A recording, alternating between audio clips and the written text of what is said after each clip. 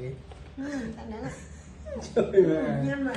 Ai play lôi với ai lên Quay đây đi đánh camera không ai. Trăm ngày.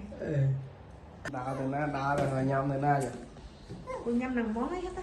Hả? Đây, cô nhâm làm món cho khi này còn. Đấy. Quay chơi cho khi này, còn đây cắn ấy, cắn bò. Ở đây mà mơ nè, mơ ai.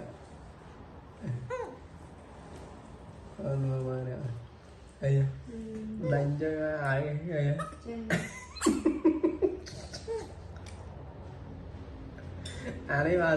Đi mà ai một liền thì khó nữa. Trời mời. Cái này lớn tiếng mũi hai. Thế này, còn anh cái na thế này. Coi nắng còn coi nhâm nắng. Nó phải lép ấy. Nên tại son khá kiên vậy. Đặt bánh trộm lại. Ở cái lê về. Ngọt anh. Nhâm chăng anh đi. Đấy không?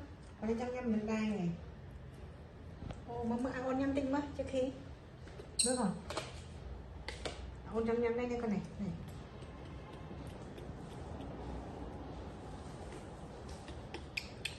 Cô nhé con cô nhé. Rồi khao tụi nó còn anh tên em bắt anh mà để. Con mắt. Mà đi còn anh nhầm ó còn mà chỉ khi nhầm ó.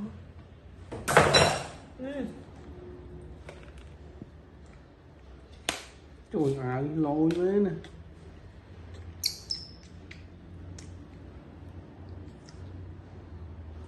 Mà đi phải chỉ khi tự đảm tiết. Mua lấy còn lung nữa này. Ăn đi chỉ khi bẹp ăn đồ thùng khảo này vậy chứ bẹp này hả? Bẹp phần bẹp dạ cháy mấy con nơi này đi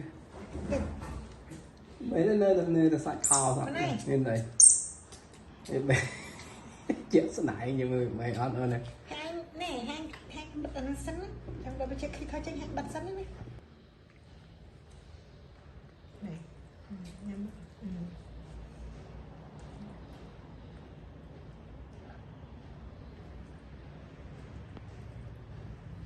trời xả này cô nói ơi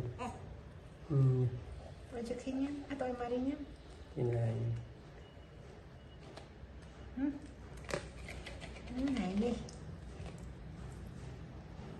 bãi khảo này đường về nhé rồi này cái cặp tì hả anh có lấy cặp tì chẳng muốn nhiều rồi ăn tì lì chứ về thống nước liệu ăn này nè chưa khảo đang dư